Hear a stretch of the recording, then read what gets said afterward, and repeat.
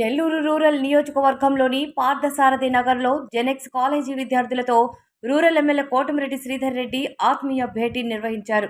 Gen Z యువత ఆకాంక్షలను తెలుసుకునేందుకు 51 రోజుల పాటు 51 ప్రాంతాల్లో యువతతో ఆత్మీయంగా సమావేశమవుతున్నానని, ఇప్పటి వరకు దాదాపు 20,000 మంది విద్యార్థులతో నేరుగా భేటీ అయ్యానని తెలిపారు. జెనెక్స్ కాలేజీలో సుమారు 1000 మంది విద్యార్థులతో దాదాపు 4 గంటల పాటు ఆయన ముఖాముఖి చర్చించారు. జెన్జీ యువత ప్రశ్నించడం, ఉద్యమించడం సమాజానికి ఎంతో అవసరమని, అయితే ప్రశ్నించే సమయంలో సాంప్రదాయ భాషలో నలుగురు మెచ్చేలా మాట్లాడాలని సూచించారు. యువత ఆకాంక్షలు, మనోభావాలను ముఖ్యమంత్రి చంద్రబాబు నాయుడు, మంత్రి నారా లోకేష్ దృష్టికి తీసుకెళ్తానని చెప్పారు.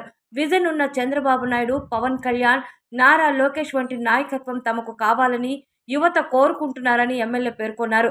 జెన్జీ యువత ఆకాంక్షలకు అనుగుణంగా నెల్లూరు రూరల్ నియోజకవర్గ శాసనసభ్యుడిగా పనిచేస్తారని కోటమిరెడ్డి శ్రీధర్ రెడ్డి హామీ ఇచ్చారు. జెన్జీ యువత ఈ దేశం దశ దిశ మార్చబోయే జెన్జీ యువత. గతంలో చరిత్రలో అనేక సార్లు దేశం దశ దిశ మార్చిన జెన్జీ యువత భారతదేశంలో ఇటీవల కాలంలో సామాజిక రాజకీయానికి చైతన్యానికి వేదిక కనిపిస్తుంది. కాబట్టి ఆ జెన్జీ యువత ఆకాంక్షలు తెలుసుకోవాలా, సూచనలు తెలుసుకోవాలా, వాళ్ళని నన్ను ప్రశ్నించవచ్చని వాళ్ళ ప్రశ్నలకి సమాధానాలు చెప్పాలా, నా భావాలు కూడా వారితో పంచుకుని తద్వారా మరింత మెరుగైన ఎమ్మెల్యేగా ముందుకు సాగాల అన్న ఆలోచనతో నెల్లూరు రూరల్ నియోజకవర్గంలో ఈ రోజు నుంచి 51 రోజుల పాటు 51 చోట్ల జెన్జీతో మాటామంతి ఆత్మీయ భేటీలు, 51 చోట్ల దాదాపు 20,000 మంది విద్యార్థుల్ని ఆ యొక్క కలుసుకుని దాదాపుగా 1000 మంది విద్యార్థులు ఈ కార్యక్రమంలో మీరందరూ చూశారు. వాళ్ళు ప్రశ్నలు అడుగుతూ ఉంటే నాకే ఆశ్చర్యం. కొన్ని ప్రశ్నలకి నేను కూడా జవాబు చెప్పలేని పరిస్థితి. నిజంగా జెన్జీ యువత ఆకాంక్షల్ని అర్థం చేసుకుని ఈ దేశంలో కానీ, రాష్ట్రంలో కానీ, లేదా అటు అధికార యంత్రాంగాలు కానీ, మీడియా కానీ, రాజకీయ నాయకత్వాలు కానీ, అవన్నీ కూడా ఏదైతే ఈ సమాజ హితం కోసం పనిచేసే రాజకీయ నాయకత్వాలు కానీ, మీడియా కానీ, ఐఏఎస్ ఐపీఎస్ వ్యవస్థ కానీ, అధికార వ్యవస్థ కానీ ఆ జెన్జీ యువత ఆకాంక్షల్ని అర్థం చేసుకుని ముందుకు సాగేదానికి మా వంతు ప్రయత్నం చేస్తాం. ప్రధానంగా నాకు ఎంత సంతోషం అంటే, మీ ప్రధానమంత్రి ఎలాంటి వాడు కావాలా అని అడిగితే ఒక విద్యార్థిని చెప్పిన సమాధానం, మా ప్రధానమంత్రి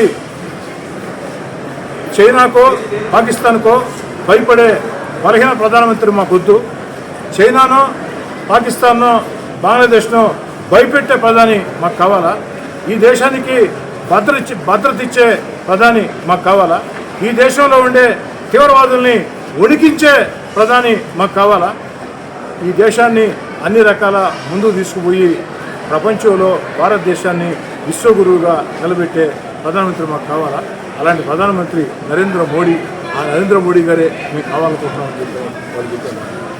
రెండోది ఏంటంటే, ఒక ముఖ్యమంత్రిగా ఎలా కోరుకుంటున్నారంటే, వాళ్ళు చెప్పినటువంటి సమాధానం, మా ముఖ్యమంత్రి భావి తరాల గురించి ఆలోచన చేయాలా, వ్యవస్థల్ని విధ్వంసం చేసే ముఖ్యమంత్రులు మాకొద్దు, మా ముఖ్యమంత్రికి ఒక మంచి విజన్ ఉండాలా, ఏదైతే ఆనాడు కంప్యూటర్లని చంద్రబాబు నాయుడు గారు అంటే చాలామంది హేళన చేశారని మా తల్లిదండ్రులు, మా పెద్దవాళ్ళు చెప్తూ ఉంటారు.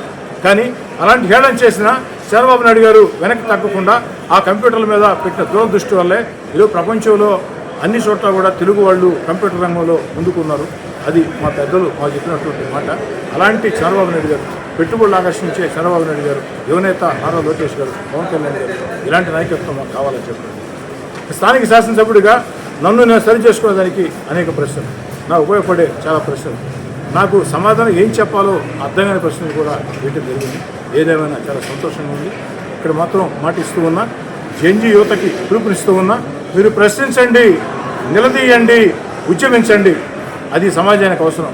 అయితే ఆ యొక్క ప్రశ్నించేటప్పుడు, నిలదీసేటప్పుడు, ఉద్యమించేటప్పుడు భారత రాజ్యాంగానికి అనుగుణంగా సభ్యత సంస్కారాలతో, సంప్రదాయమైనటువంటి మంచి భాషతో ప్రజలను ఆకట్టుకునే రీతిలో, మన ప్రత్యర్థులు సైతం వీరు చెప్పింది కరెక్టే కదా అనుకునే రీతిలో ప్రశ్నించాలని, నిలదీయాలని, ఉద్యమించాలని జెన్జీ యువత ఆకాంక్షల్ని నెల్లూరు రూరల్ నియోజకవర్గంలో ఓ శాసనసభ్యుడిగా పూర్తిగా ఆచరణ చేసి చూపిస్తారని, జెన్జీ యువత ఆకాంక్షల్ని రాష్ట్ర ముఖ్యమంత్రి చంద్రబాబు నాయుడు గారికి, యువనేత నారా లోకేష్ గారికి తెలియజేస్తానని చెప్తున్నాను.